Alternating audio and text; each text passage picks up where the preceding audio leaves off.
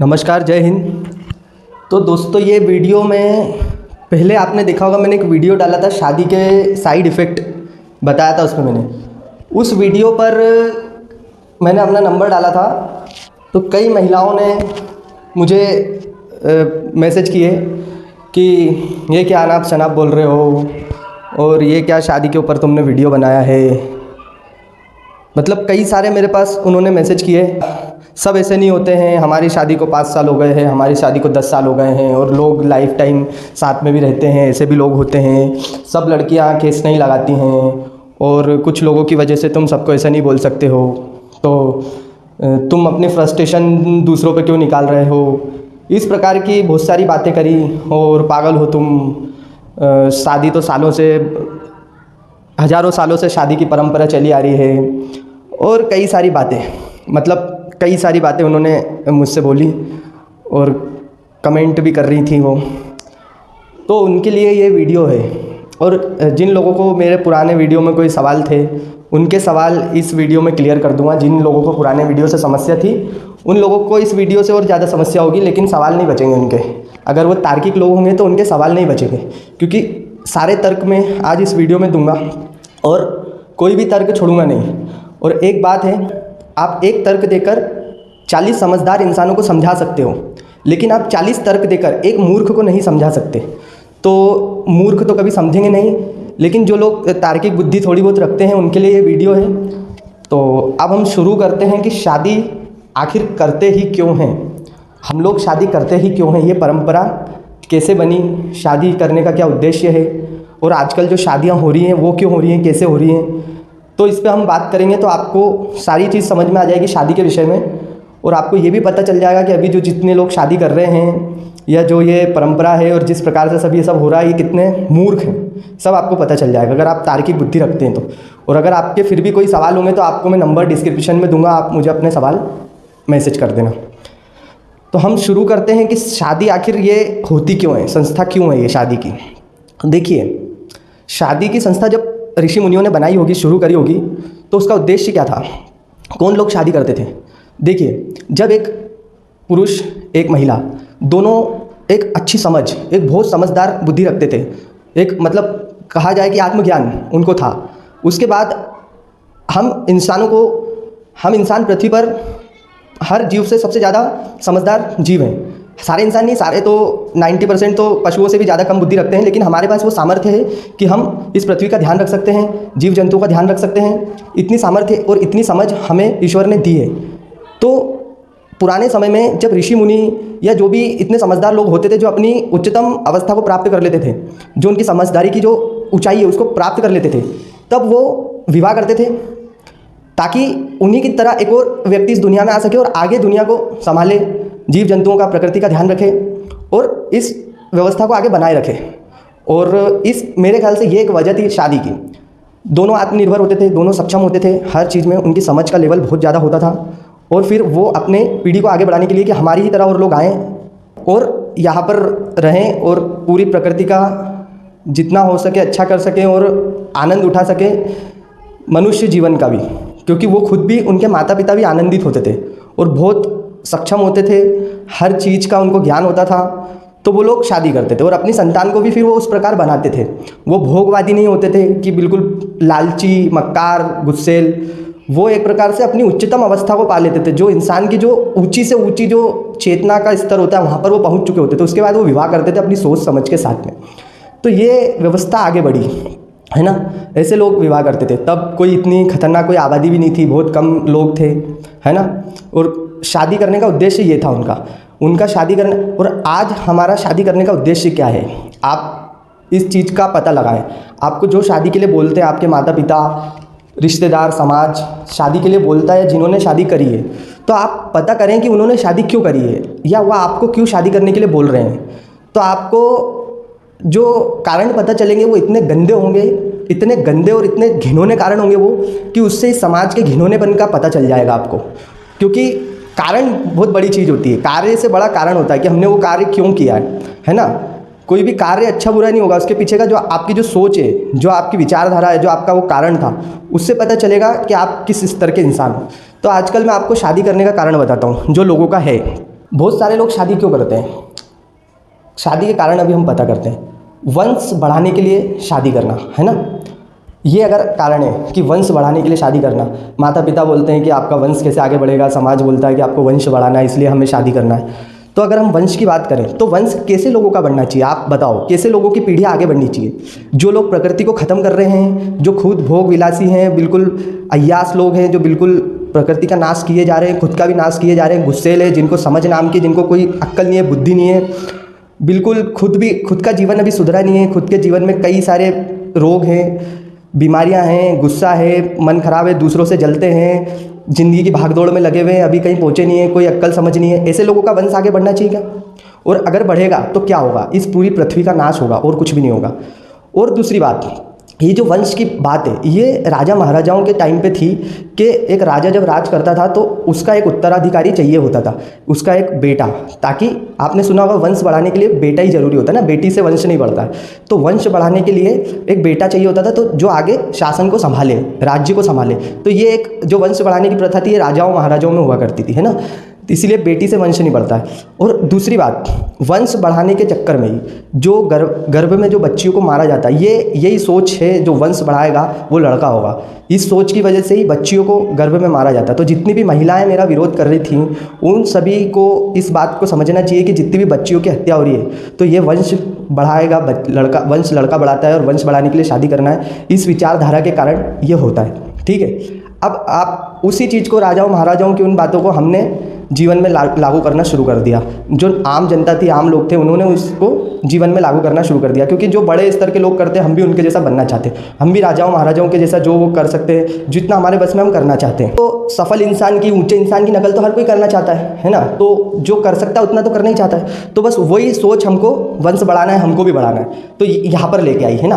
अब यहाँ पे जो भी ये वीडियो देख रहे हैं जो लोग, और अधिकतर लोग जितने हैं, आप उनसे उनके परदादा के ऊपर के लोगों का नाम पूछो, उनको पता ही नहीं होगा। बहुत लोगों को तो परदादा का ही नाम नहीं पता होता है। परदादा के आगे के जो दादा दादा थे उनका नाम पता करो, कोई पता नहीं उनका कि उनका क्या नाम था, क्या जीवन था उनका, क्या किया उन्होंने जीवन में, क्या ऊँचे काम करे। उनके बाप ने ऊँचे काम नहीं करे तो क्या परदादा तक जाएंगे आप, है ना? तो और उन लोगों ने इनको पैदा क्यों करा था? वंश बढ़ाने के लिए। और अब इन लोगों को उनका नाम ही याद नहीं है, तो क्या क्या उखाड़ लिया उन्होंने अपना वंश बढ़ा के? ऐसा वंश किस काम का जो आपका नाम ही भूल जाएगा आगे जाके, है ना? और आपने कौन सी ऐसी वीर गाथाएं रची हैं कि बहुत बड़े बड़े काम करे हैं जो आपका वंश बढ़े, हैं, जो आपको याद रखा जाए आगे? क्या कर लिया आपने ऐसा? बल्कि सत्यानाश ही करा है, खुद का भी, पृथ्वी का भी, पर्यावरण का, हर चीज़ का आपने सत्यानाश ही करा है। तो वंश बढ़ाने की परंपरा तो बिल्कुल ही एकदम निराधार है, मूर्खता एक नंबर की, है ना? इसके साइड इफेक्ट भी बता दिए मैंने आपको, है ना? जो लोगों के दादा परदादाओं ने करा है वो आपको गांव में जाओगे तो पता चल जाएगा क्या करा है उन्होंने भूतों से लड़ाई करी है, भूतों ने उनसे बीड़ी मांगी है ना? इस प्रकार के कर्म तो कर रखे हैं और इनको वंश बढ़ाना है आगे, है ना? तो ये वंश की बात तो यहाँ पे खत्म होती है। दूसरा मेन कारण आप बताओ शादी करने का क्या है? दूसरा मेन कारण अगर आप पता करोगे शादी करने का तो ये है कि बुढ़ापे में हमारा ध्यान कौन रखेगा। तो आप आजकल देख रहे हो कि हम एक शादी इसलिए कर रहे हैं इन्वेस्टमेंट के हिसाब से कि बुढ़ापे में हमारी पत्नी, हमारे बच्चे हमारा ध्यान रखेंगे। पत्नी तो क्या ही रखेगी, वो भी बुढ़ी हो जाएगी, तो बच्चे पैदा करेंगे फिर शादी करके, ताकि बुढ़ापे में हमारा ध्यान रखा जाए।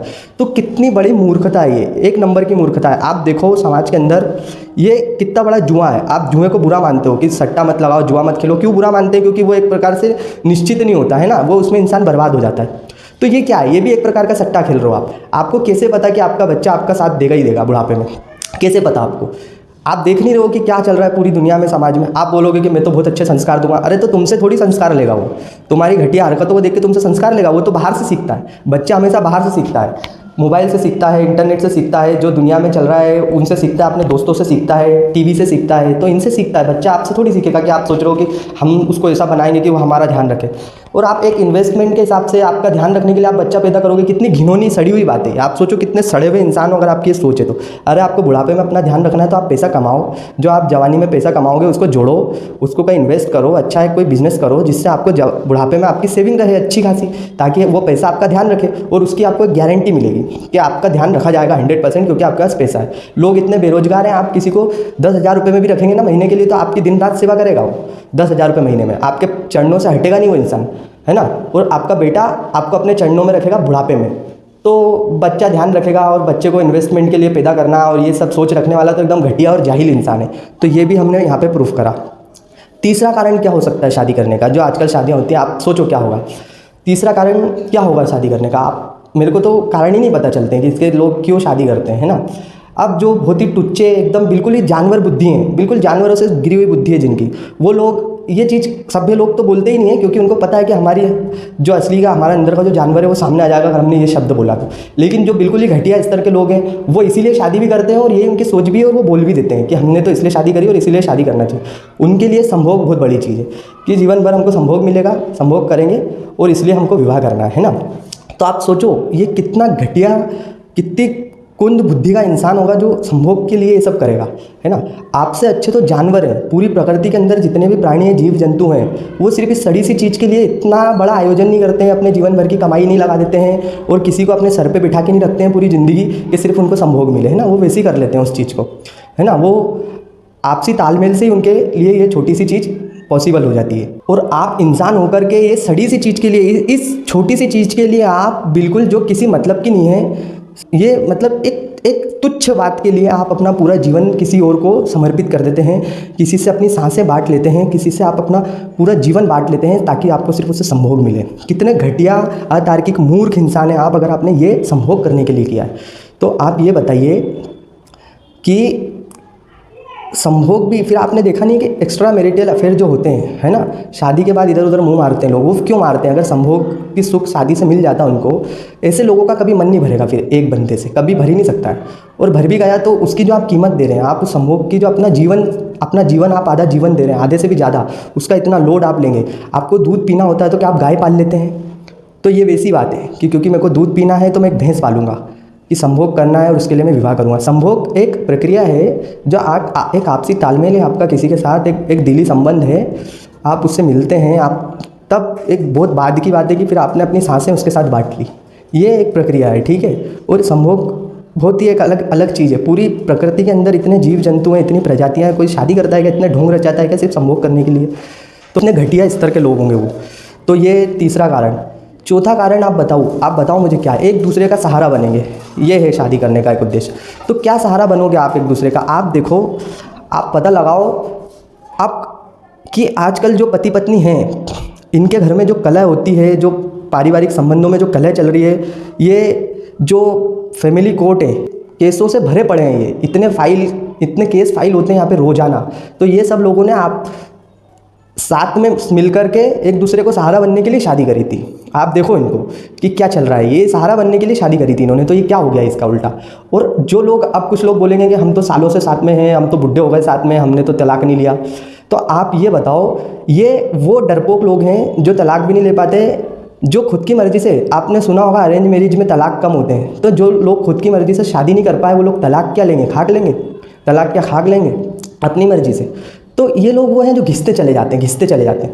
आप ये बताओ कि अगर मोदी जी कानून ये अलाउ कर दे कि आप अपनी मर्ज़ी से अपनी पत्नी को या अपने पति को छोड़ सकते हो, उसके लिए आपको कानून कोई सज़ा नहीं देगा, ये पूरी तरीके से लीगल है, और धार्मिक लोग भी इसके लिए आपको अलाउ कर दें और समाज भी इसके लिए आपको अलाउ कर दे कि आप अपने पति और पत्नी को अपनी मर्ज़ी से स्वेच्छा से जब चाहे छोड़ सकते हो। आपको मैं लिखित में दे सकता हूँ ये चीज़, आप भी जानते हो, अपने दिल पे हाथ रख के बताना। 75% लोग, 75-80% लोग अपने बीवी को, अपने पति को छोड़ के भाग जाएंगे। इतने दुखी हो चुके हैं वो लोग अंदर ही अंदर। ये जो शादी पे जोक बनते हैं ना, ये कुंवारे लोगों को लगता है कि ये सिर्फ जोक है, लेकिन वो असलियत होती है, ये शादीशुदा लोग जानते हैं। इसलिए आप देखना, शादीशुदा जो शादियों पर जोक बनते हैं उस पर शादीशुदा लोग बहुत कम हंसते हैं, उनके दिल का दर्द है वो। और जो कुंवारे लोग होते हैं वो उस पर हंसते हैं क्योंकि उनको ये लगता है कि जोक है, और इसी धोखे में आकर शादी करते हैं। बाद में उनको पता चलता है अरे वो तो असलियत थी।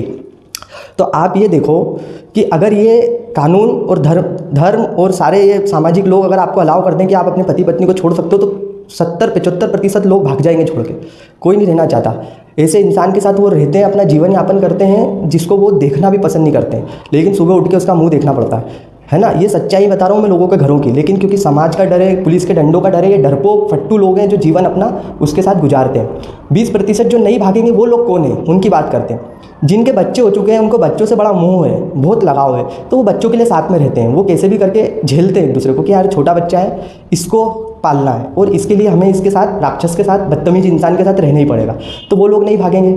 दूसरा, वो लोग जो बिल्कुल ही एक दूसरे का जो बिल्कुल ही आत्मनिर्भर नहीं है, बिल्कुल मतलब डिपेंडेंट है, बिल्कुल अपाहिज हैं या बिल्कुल बुजुर्ग हो चुके हैं। अब उनको पता है, औरत को भी पता है, आदमी को भी पता है कि अगर मैं भाग गई अभी इस उम्र में तो कोई मिलने वाला तो है नहीं अब, और ना मैं कुछ खुद से कर सकती हूँ, तो क्या करूँ, इसी के गले पड़े रहती हूँ। आदमी भी यही सोचता है। तो ये बुजुर्ग लोग नहीं भागेंगे, जो बिल्कुल ही एक मतलब जीवन जिन्होंने पूरा मतलब वही कर दिया है जीवन का कि अब हम अपने जीवन में कुछ कर ही नहीं सकते अपने दम पे, उनकी आशा ही टूट चुकी है, वो इतने निर्भर हो चुके हैं साथ में रह रहे के गुलामी कर करके, तो वो लोग नहीं भागेंगे। तो ये वो 20% लोग हैं। बाकी 80% जो खुद करने का दम रखते हैं, ताकत रखते हैं, और जिनको अपनी गलती का एहसास होता है ना, 80% है वो लोग भाग जाएंगे अपने भी बच्चों को छोड़ के। बच्चों का जिनको मोह है वो रहेंगे, और ये जो निर्भर लोग हैं वो रहेंगे, बुजुर्ग लोग रहेंगे।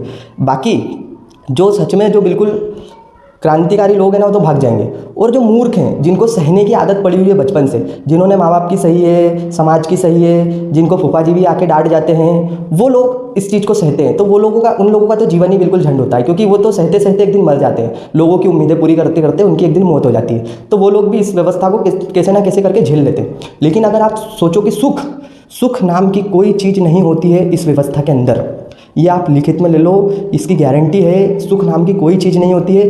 हाँ, ये आपने देखा होगा, कल जो लड़की किसी और के साथ थी, घूमती थी, लव करती थी, एकदम से उसकी शादी करा दी जाती है, अरेंज मैरिज करा दी जाती है, और अगले दिन शादी के 2-3 दिनों बाद ही वो अपनी एक सेल्फी लेकर के स्टेटस पे अपलोड करेगी और उसमें लिखेगी कि मेरी जान से प्यारे मेरे पति देव, और पता नहीं इंग्लिश में क्या क्या लिखती है, इंग्लिश में ज़रा कमज़ोर हूँ मैं, तो आपको पता ही है फिर कैसे कैसे स्टेटस में डालती हैं ऐसी फिर वो। तो ये क्या हुआ एकदम से, तो ये झूठी खुशी वो लोग आपको दर्शा रहे हैं, लेकिन जो असलियत है अंदर की बात है वो बहुत अलग होती है। तो ये मूर्खता एक प्रकार की हर मतलब इसमें, अगर शादी के लिए शादी क्यों करनी चाहिए, इसके लिए आप मेरे को अगर 2 तर्क भी दे दो, अरे 1 तर्क भी बहुत मुश्किल है देना, तो मैं अगला वीडियो बनाऊँगा शादी के पक्ष में। मेरी गारंटी है, मेरा नंबर डिस्क्रिप्शन में डालूंगा। फालतू की बकवास कमेंटबाजी ना करें, मुझे डायरेक्ट मैसेज करके मुझसे बात करें, ठीक है। मैं एक वीडियो उस पर समर्थन में बना के डालूंगा। लेकिन अगर आपको इस वीडियो से समझ में आ गया हो तो कृपया जो आपको शादी के लिए बोलते हैं उनको दिखाएं, अपने पारिवारिक ग्रुपों में इसको शेयर करें, और इस व्यवस्था से बचें। ध्यान रखें, बहुत खतरनाक चीज़ है, केस लगेंगे, ये सब चीज़ तो मैं आपको पहले वीडियो में बता चुका हूँ, उसका भी डिस्क्रिप्शन में लिंक डाल दूंगा, जिससे सभी लोगों को दिक्कत हुई थी, महिलाओं को खासकर, जो निर्भर महिलाएं, आत्मनिर्भर महिलाओं ने तो मेरा समर्थन करा था, बहुत अच्छा बोला था कि आपने बहुत अच्छा किया और हमको बहुत प्रोत्साहन मिला है और हम लोगों को ये चीज़ दिखा सकते हैं। लेकिन जो बिल्कुल ही डिपेंडेंट महिलाएँ थी, बिल्कुल अपाहिज, उन्होंने ही मेरा विरोध करा था। ये वीडियो उनके लिए मैंने बना दिया है। धन्यवाद। जय हिंद, जय भारत।